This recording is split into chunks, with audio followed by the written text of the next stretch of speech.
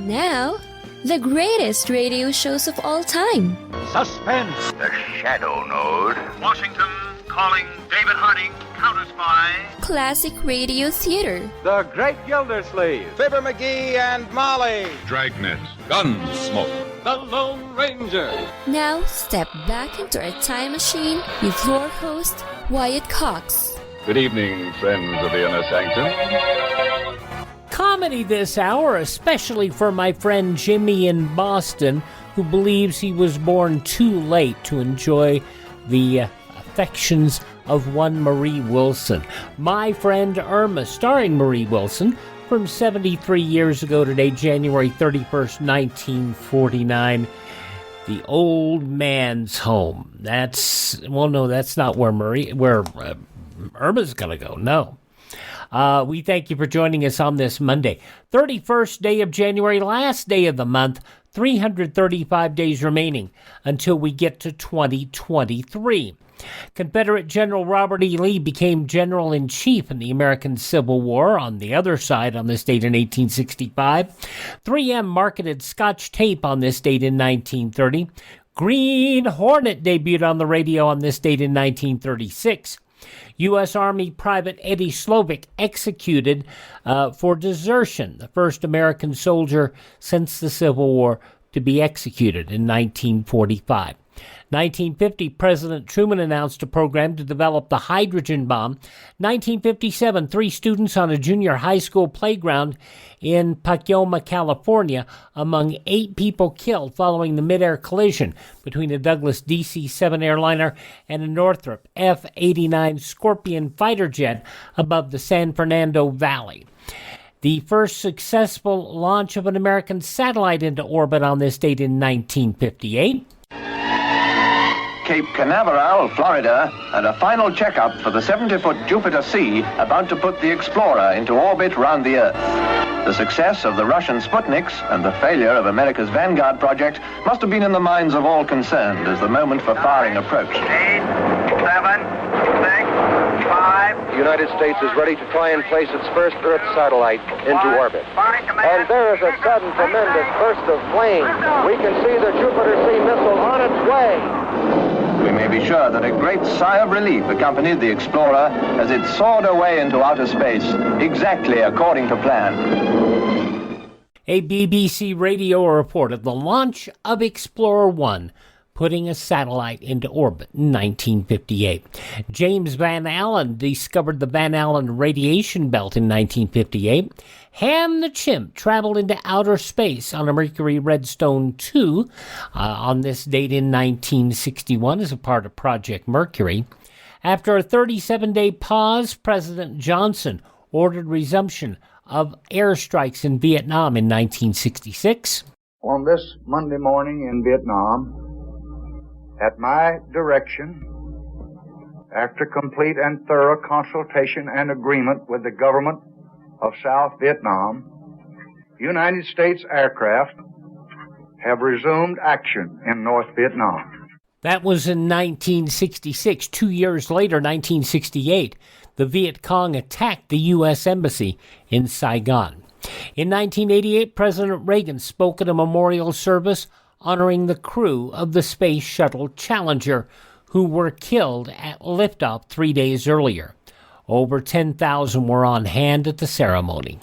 Dick, Mike, Judy, Elle, Ron, Greg, and Krista, your families and your country mourn your passing. We bid you goodbye. We will never forget you. Sometimes when we reach for the stars, we fall short. But we must pick ourselves up again and press on, despite the pain.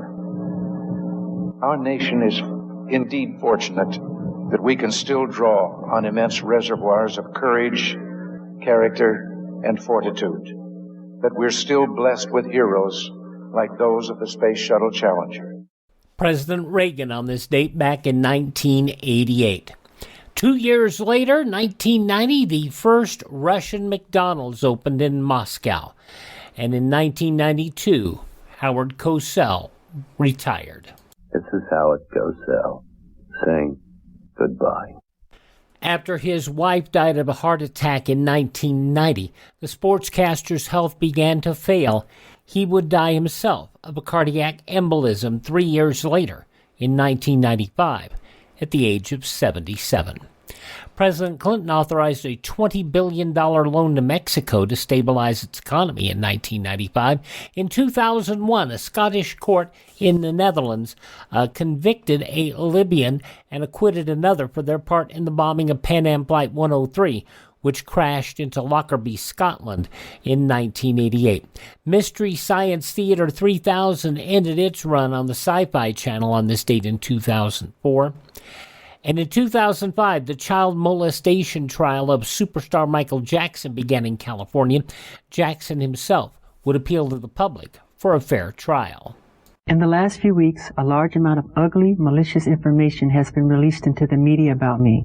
Apparently, this information was leaked through transcripts in a grand jury proceeding, where neither my lawyers nor I ever appeared. The information is disgusting and false. Michael Jackson on this date in 2005, and in 2006, Samuel Alito assumed office as the 110th Supreme Court Justice of the United States. I believe that Supreme Court Justice Alito will be a credit to the court and a credit to the country. Passing away on this date in history, the inventor of FM radio, Edwin Howard Armstrong. Author A.A. Milne, Winnie the Pooh, Samuel Goldwyn, the movie executive, and jazz drummer Cozy Cole, all passing away on this date in history. This is the birth date of writer Zane Grey, Eddie Cantor, Tallulah Bankhead, Gary Moore, who probably made more of a splash as a game show host and a television host than he did in his earlier comedic career. Mario Lanza, Carol Channing, whom we lost way too early, although she did live a nice long life. Writer and journalist Norman Mailer, actor James Franciscus, and actress Suzanne Plachette. From Airplane and Beverly Hills Cop, Jonathan Banks is 75. You don't know the name Harry Wayne Casey, but you know him as the frontman of Casey and the Sunshine Band. Harry is 71 years old today. The Sex Pistols' Johnny Rotten is 66. Pro wrestler Fit Finlay, whose son is now in New Japan Pro Wrestling. Fit Finlay, 64 today. From Cocktail and Roadhouse, Kelly Lynch, 63. Actress Minnie Driver is 52. From Scandal, Kerry Washington is 45. And Justin Timberlake is 41. Those just a few of the people who celebrate the last day of January as their birthday. And if this is your birthday... Hi, we're the Four Freshmen, and we just want to say, Happy birthday to you! And from 73 years ago, Marie Wilson, starring in My Friend Irma, January 31st, 1945, on this Monday edition of Classic Radio Theater with Wyatt Cox. Here's some great news. If you missed the deadline to sign up for health insurance, or if, like a lot of people, you just have a plan you're not happy with, you still have a choice. It's called MediShare. It's a Christian healthcare sharing program. There are more than 400,000 members now, and they love it. In fact, MediShare has double the customer satisfaction rate compared to that of health insurance. And MediShare really is the gold standard when it comes to healthcare sharing. It's been around more than 25 years. Members have shared more than $4 billion of each other's medical bills. Plus, MediShare is for you. It has saved its members billions by advocating on their behalf. Best of all, the typical savings for a family is around $6,000 a year. So if you think you're stuck with a high-cost health plan that doesn't have much to offer, think again. MediShare has a 98% customer satisfaction rating, and you are invited to be part of it. Call now. 833-34-BIBLE. That's 833-34-BIBLE. 833-34-BIBLE. Thanks for listening to Classic Radio Theater on your favorite station. Interesting story about Marie Wilson that popped up. It was in the October 12, 1949 edition of the Oakland Tribune. Marie Wilson, who's been a comedy sensation in Ken Murray's hit review Blackouts for the past 7 years, who's created the radio character Irma of the popular air program My Friend Irma, and who repeats that characterization for Paramount's film version of the air show, has her own idea on how she has achieved her present success. Marie claims she is the girl who has put allure into comedy, and judging by the results, it's doing the trick. According to the curvaceous blonde who plays dumb but is far from it, the top comedians of the day are very funny girls who haven't been the least concerned with a glamorous approach to their work. She cites people like Mary Livingston, Pat Kelly, or Joan Davis, all of whom are good for laughs, but laughs without glamour. Ooh, kind of a, what would we call it today, a shot, I guess, across the bow of other comedians, and I'm sure Jack Benny wasn't proud of hearing his wife Mary referred to that way. Anyway, from January 31st, 1949, Marie Wilson, My Friend Irma on Classic Radio Theater with Wyatt Cox. For the safety of your smile, use Pepsodent twice a day. See your dentist twice a year.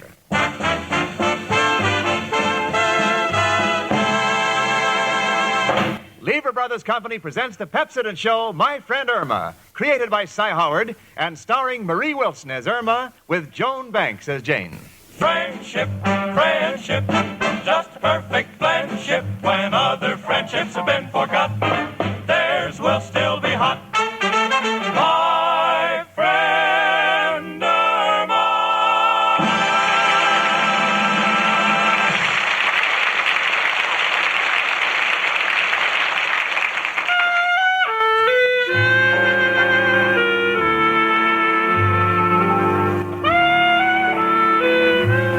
You know, in this age of advanced science, jet propulsion, and atomic power, great minds are contemplating trips by rocket to the moon. On such a trip, they will first pass through the Earth's atmosphere to the stratosphere, then through the low gravity belt into outer space, which is a complete vacuum.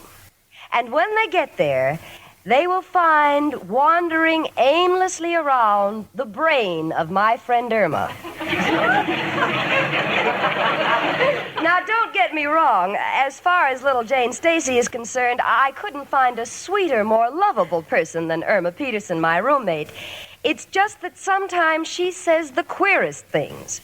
For instance, I happened to mention that Dean Acheson was made head of our State Department, and Irma was quite upset. So I said, Irma. Yes, Jane? Do you object to Acheson taking the job? No, but it's not fair to their other partners, Topeka and Santa Fe. See what I mean? Right now, I have another problem. This has been going on for weeks. Irma.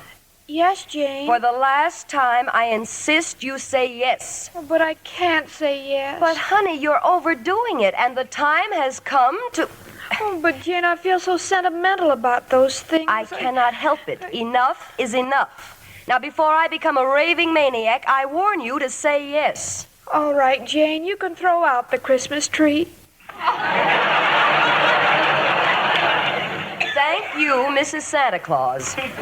I don't know what is with you that you refuse to stop celebrating holidays. But I like holidays. Well, I know, but there's a limit to how long you can celebrate each one. Oh, all right, I'll put the decorations away.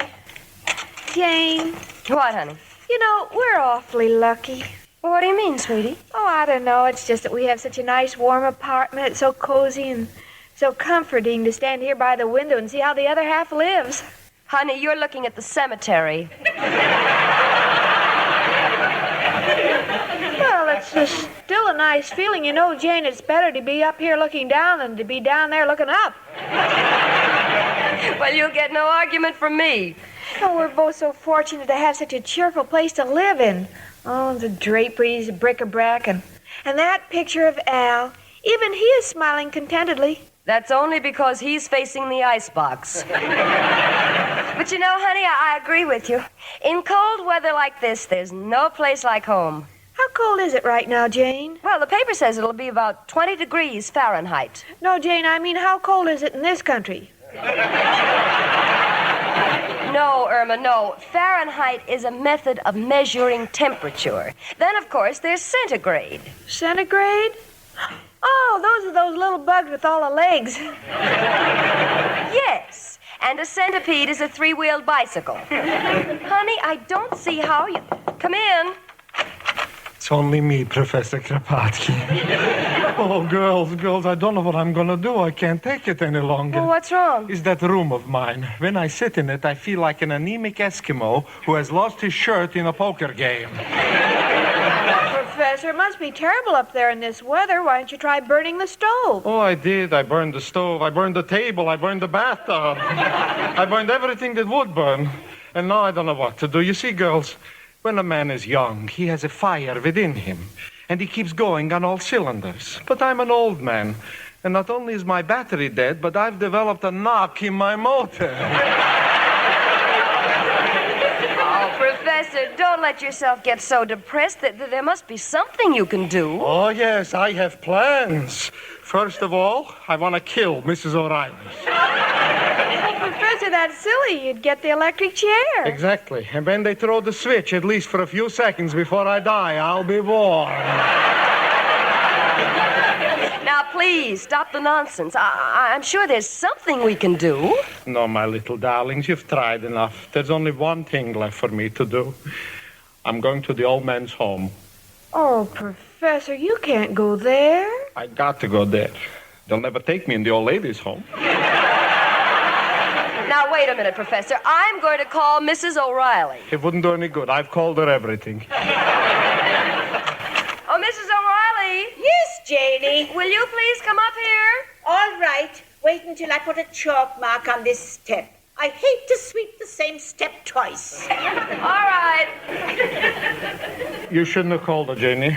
She may be the last person I see before I go to the old man's home, and I would like to remember women as something human. Quiet. Here she is.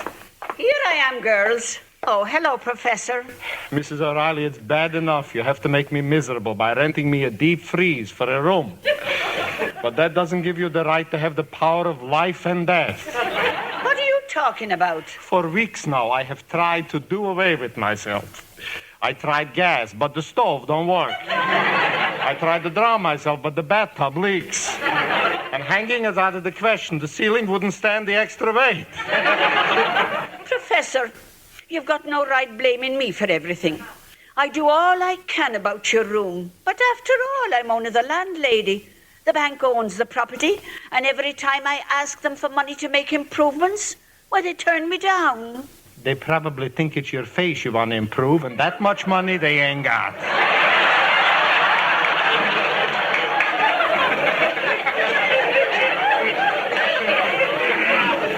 Please, Professor, I'm sure Mrs. O'Reilly is doing everything she can. Hey, I've got an idea.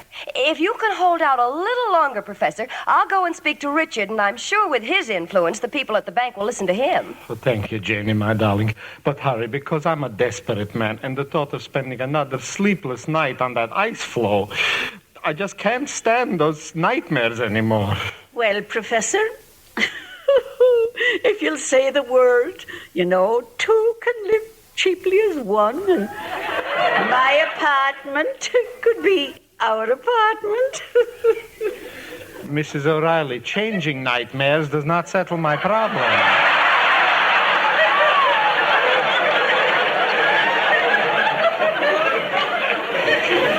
Jamie, please try to get Richard to help me. Otherwise, today I got to go to the old man's home. Meanwhile, I'll be upstairs waiting, girls. Goodbye.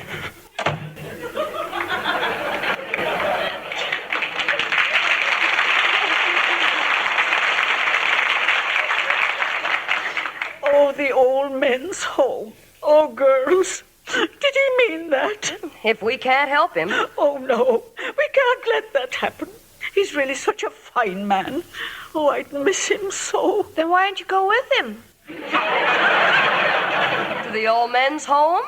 Irma, please be sensible. Mrs. O'Reilly, you run along. We'll see what we can do. Janie, darling, Do everything you can. You don't know what it means to an old lady to have the companionship of a man. When I walk past the other old maids, I feel so sporty. Please try. That I will, rest assured. Oh, thank you, girls. Goodbye. Oh, gosh, Jane. I feel so sorry for the professor. Well, I won't waste any time, Irma. I'm going to call Richard right now. Well, wait a minute, Jane. I don't see why you have to call Richard. What do you mean? I think we should get Al's advice. Oh, what could Al do? Richard has influence. Well, he's all right for stocks and bonds and high finance, but the professor's problem is different. He's miserable and disgusted. Well, what about it? Well, when it comes to being miserable and disgusting, no one can beat Al.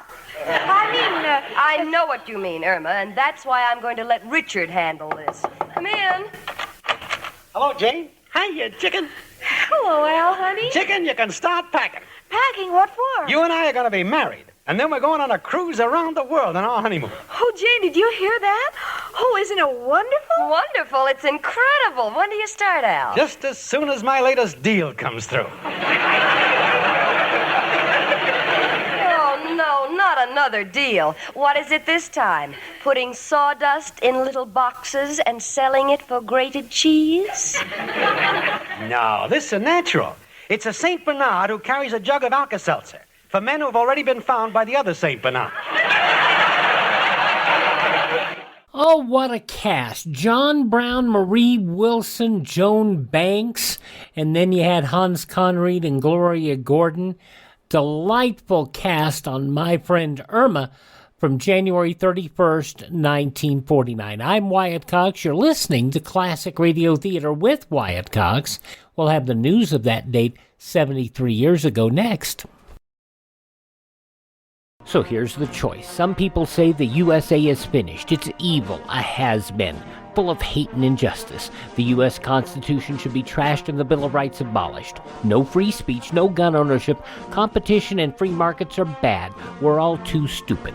For our own good, the government must own everything and know all your secrets.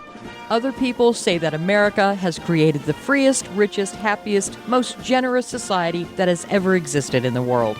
That's why millions of people are desperate to come here and escape their brutal lives in Cuba, Venezuela, North Korea, and 100 other countries. In America, we have the right to succeed, the right to our own living, the right to have a family, the right to believe in God, the right to have our own ideas, the right to be safe and secure, and the right to be left alone. Where do you stand? Help us save the Constitution and restore the American dream.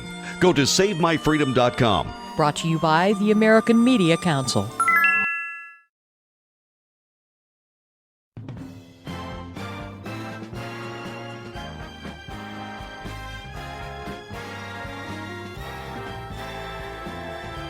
Thanks for tuning in to Classic Radio Theater here on your favorite station. An episode of My Friend Irma starring Marie Wilson from Monday, January 31st, 1949. In the newspapers of that Monday, 73 years ago, these were some of the headlines. Premier Joseph Stalin declared yesterday he's willing to meet with President Truman in a joint effort to achieve a pact of peace, banning war between the U.S. and Russia. Natalia Renee, writing for International News Service, says Stalin made his statement in written answers to 4 questions submitted to him by J. Kingsbury Smith, the European general manager of the INS. The Soviet leader stated he's willing to discuss with President Truman the possibility of implementing such a pact of peace by measures of cooperation with the U.S., including mutual measures for gradual disarmament. Despite mounting Russian opposition, administration officials negotiating the North Atlantic Pact have decided to make the strongest possible commitment that the U.S. will go to the aid of Western Europe if an aggressor attacks. This means, in the opinion of responsible diplomatic authorities, the pact will set up a first-class Senate debate over the government's powers to make war when it's presented for ratification, probably in a month or 6 weeks. A bloodless revolution deposed the government of President José Natalício González yesterday. The president took refuge in the Brazilian embassy as members of his own cabinet seized power. They had formed a secret dissident group in his own Colorado party. thus ended the 5 turbulent months of his administration. It was the 6th Paraguayan Revolution. Since the start of 1948, Gonzales himself led one of them. Vanishing defense forces yesterday gave the Chinese capital of Nanking the appearance of an open city, into which the victorious communist armies can march almost at will. The government's efforts to bring about a peace settlement were bogged down on all levels, from national to municipal. Democrats get into Congress earlier and last longer than Republicans. That's the conclusion drawn from a study of the 81st Congress gotten up by the Congressional Quarterly. Arthur Edson, writing for Associated Press, said of the 5 oldest and 5 youngest members of Congress, 9 are Democrats. And strange hunting stories are a dime a dozen, but Joseph Granite of Buffalo, New York, had a new twist. Granite said he and a hunting companion were eating lunch in a suburban field when a frightened rabbit, chased by a dog, leapt right into his pocket. And those some of the day's top news stories, as reported in the newspapers of Monday, January 31st, 1949, on your radio, My Friend Irma, which continues now on Classic Radio Theater. Irma, I'm going to meet Richard at Sam's. I'll see you later. Chicken, what is she up to? Well, Professor Kropotkin can't stand his room any longer, and Jane is getting Richard to see what he can do about it. Richard. Why does it have to be Richard? What's the matter with me? I got connections. That's what I told Jane. Yeah, why, this is such a simple matter.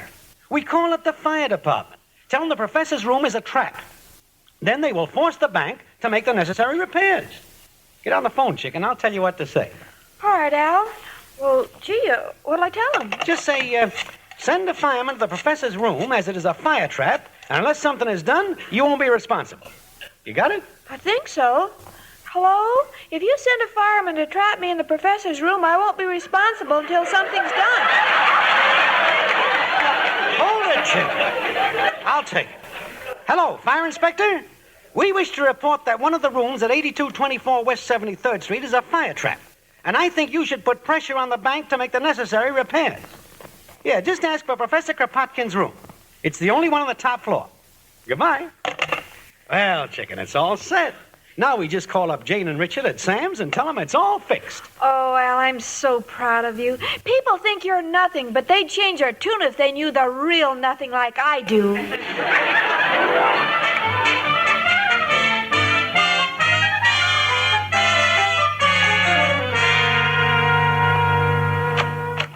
Hello, Irma.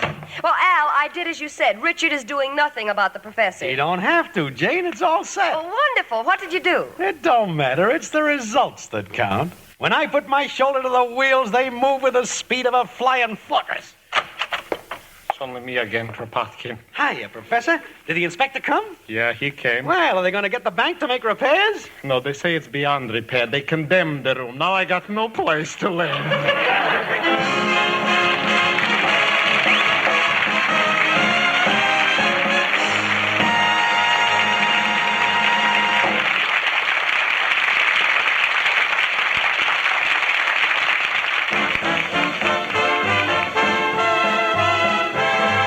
January 31st, 1949, Marie Wilson, My Friend Irma on Classic Radio Theater with Wyatt Cox. Mike Lindell has set out another big sale for listeners. It's the first of the year bedding sale. Half price on the MyPillow sleepwear, the wonderful Giza Dream Sheets, the 2-inch mattress toppers. It's like a MyPillow for the rest of your body. Also, the blankets and quilts and comforters, they are all half price right now, 50% off if you use our promo code USA. Also, big overstock. If you know somebody who's expecting, the body pillow, it's regularly $120. It's now $39.95. Also, select pillows, couch pillows, and individual towels are deeply discounted. Go to mypillow.com, click on the radio listener square, use my promo code USA, or call 1-800-951-8175. The first of the year bedding sale at mypillow.com. Promo code USA. Crime drama on Tuesday's classic radio theater, Edward Polly in an episode of Big Town from 73 years ago today. Screen star Linda Lane going to tell the grand jury what she knows about the narcotics business in Big Town.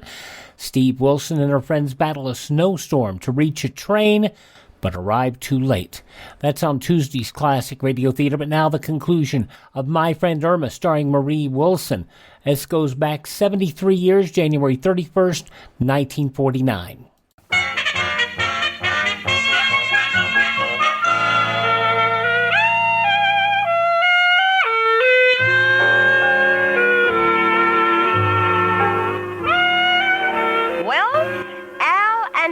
Have really taken care of the professor's problem. And now his room is no longer a problem to him. Why? Because he no longer has a room. And the poor professor is sitting here, the most pathetic picture you ever saw.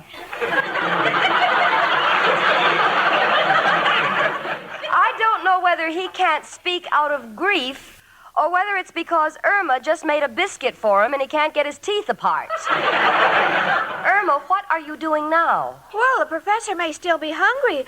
I think I'll make him a Spanish omelet. No, Irma, please, not that. But I made a Spanish omelet for you last week. Yes, I know. And when I went to sleep, I felt that Carmen was dancing on my stomach with spiked shoes. Oh, now, look, Professor, you don't have to be bitter just because things didn't work out. Al, I'm not bitter at you and Irma. Your hearts meant well. It's just that your heads got in the way. Now, if you'll excuse me. Come in. Oh, Professor, I've been looking for you. Now you look for me. All these months when I wanted something done to my room, I couldn't find you. Well, I'm sorry.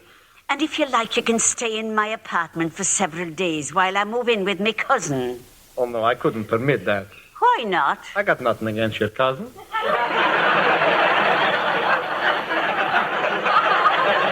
Besides, I'm too old to keep moving around. Oh, now, Professor, don't be giving yourself a complex. You're not so old. Look at me. I feel just like a girl. And when I walk down the street, I still have a spring in my step. And I have walked behind you, and believe me, those springs need oiling.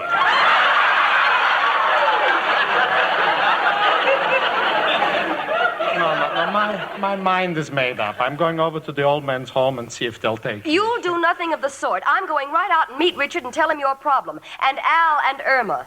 If you get any more brainstorms, crawl under the bed until it blows over. Now remember. There, Professor. We still have hope. Why don't you come downstairs with me and I'll give you a nice cup of hot tea? Well, that's a good idea. I ate one of Irma's biscuits an hour ago, and if there's anything that will dissolve a rock, it's your tea. Let's go.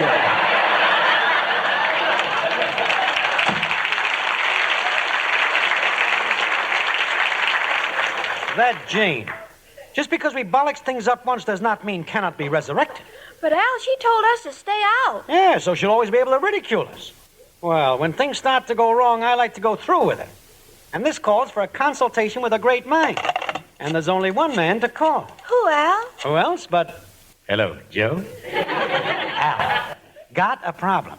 The professor's room has been condemned. Who do you know high up in the fire department? What? Oh, you know them all, huh? You met them through your mother. Oh, your mother is false alarm Fanny. No, Joe. That kind of a recommendation is liable to be injurious to our cause. Want to get a condemnation notice revoked. What's my move?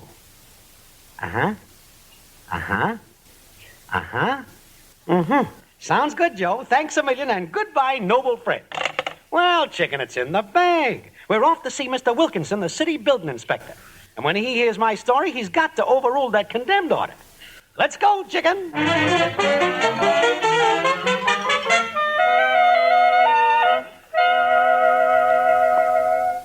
Well, as a city building inspector, naturally I can revoke the order.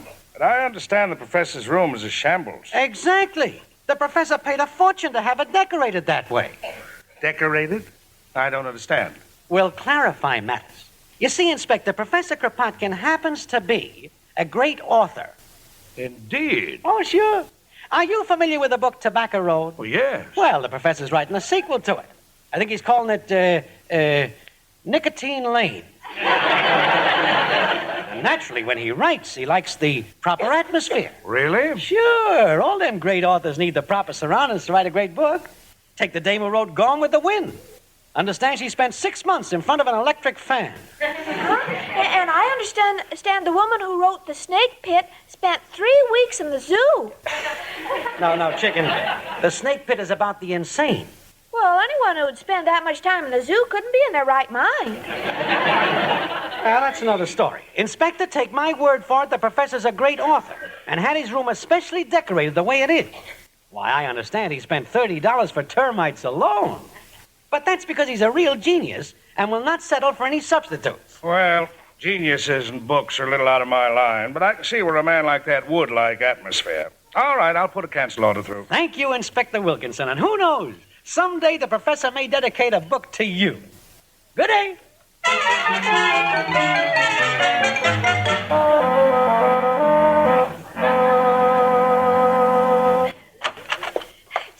Hello, sweetie. Al, should we tell her the good news? Go on, chicken. Oh, wait, I have good news for you. I saw Richard, and he's going to use his influence to see that the professor is taken care of. Ha, ha. Ha, ha. Ha, ha. What are you two braying about? Shall I tell her, chicken? Go ahead, Al. Oh, and Jane, you better put a tight scarf around your neck because when you hear what we did, you're going to laugh your head off. Well, of all the... Come in. Hello, Janie. Oh, there you are, Irma and Al. I could kiss you both. Thanks, Professor. We'll just shake hands. Jamie, have they told you what they did? No, but I've just had an aspirin, so go ahead.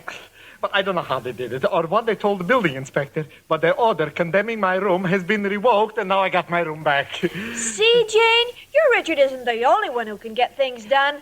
My Al isn't half the dummy you think he is. He's 100%.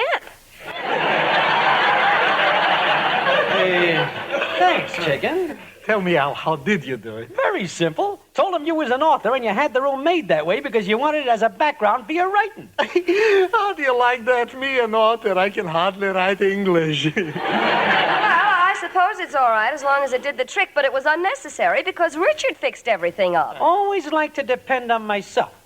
Then no, nothing can go wrong. Come in. How do you do? The landlady told me I might find Professor Kropotkin here. I'm Professor Kropotkin. What can I do for you, please? Professor Kropotkin! Oh, at last, face to face with a famous author. Well, that all depends. Whose face am I facing? Well, I'm chairman of the Ladies' Fiction Club, and I've taken the liberty of promising our ladies that you'd speak before them this afternoon. Oh. Is something wrong? I just remembered I have a terrible case of laryngitis. I couldn't speak a word.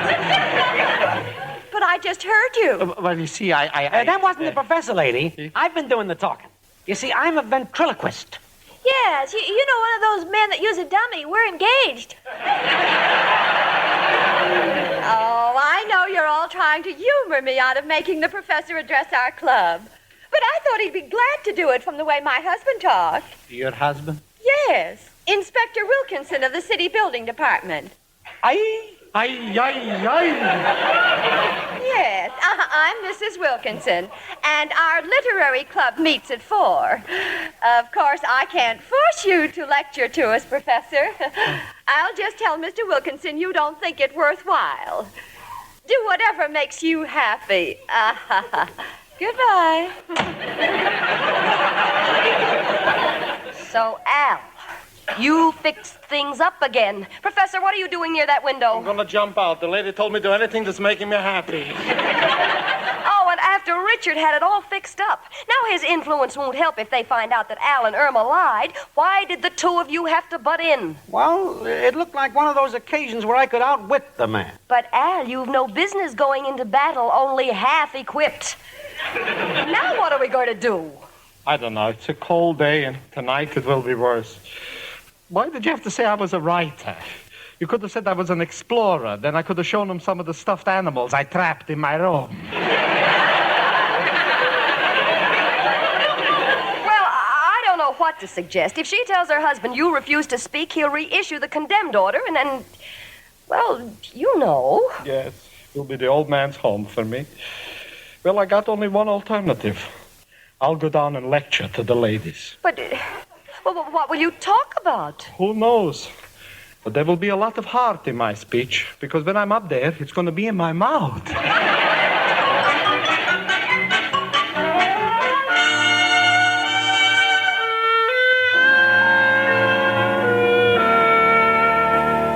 Well, we're all sitting here waiting for the professor to come back from his lecture. Why are we all here? Because I refuse to let Irma and Al leave.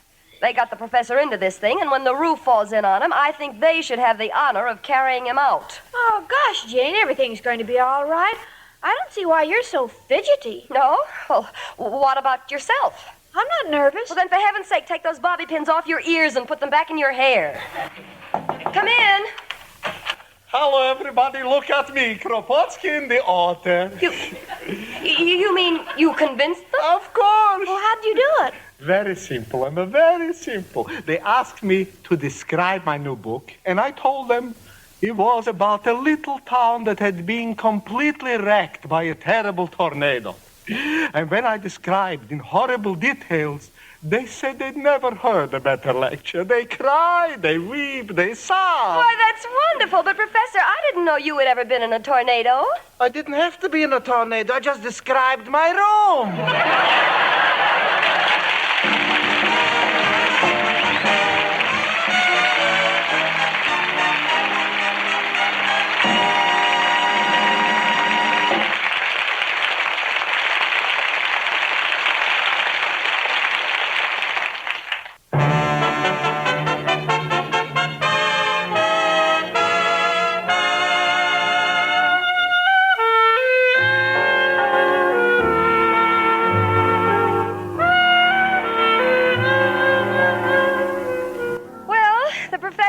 His room, and you know, we all feel a little wonderful about it. Mrs. O'Reilly celebrated by going out and getting the new short bob, and the professor wanted to know if she had looked into the electric fan. So, all is well with the world again. Al and Irma are on the sofa.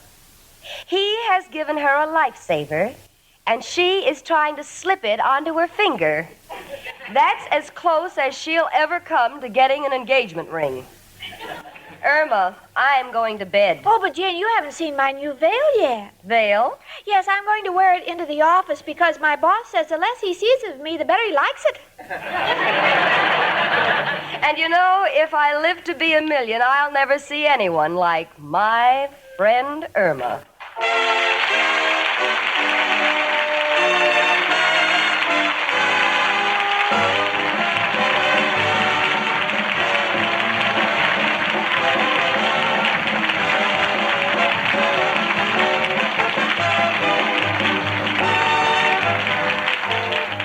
My Friend Irma is produced and directed by Cy Howard. Park Levy writes the script with Stanley Adams and Roland McLean, and it's brought to you by Pepsodent Toothpaste with Irium, another fine product of Lever Brothers Company. Marie Wilson is starred as Irma, with Joan Banks as Jane. Part of Al was played by John Brown. Hans Conried was heard as Professor Kropotkin, and Gloria Gordon as Mrs. O'Reilly. Music was under the direction of Lud Gluskin.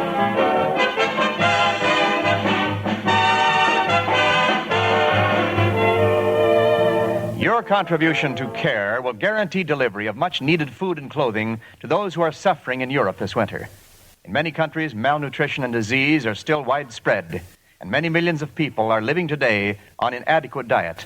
Mail your contribution to CARE, C-A-R-E, New York City. In Canada, the address is 193 Spark Street, Ottawa. This is Wendell Niles speaking. From 73 years ago, January 31st, 1949, My Friend Irma on Classic Radio Theater with Wyatt Cox. Visit my webpage, classicradio.stream. There you can find all of our social media contact information. You can learn more about building a classic radio collection of your own. You can stream our shows on demand also at classicradio.stream. Remember, our shows are available anywhere podcasts are served. You just have to look for Classic Radio Theater with Wyatt Cox. Please thank this radio station, support their advertisers, and tell your friends the great radio shows are right here at this spot on the dial. Classic Radio Theater with Wyatt Cox on your favorite radio station.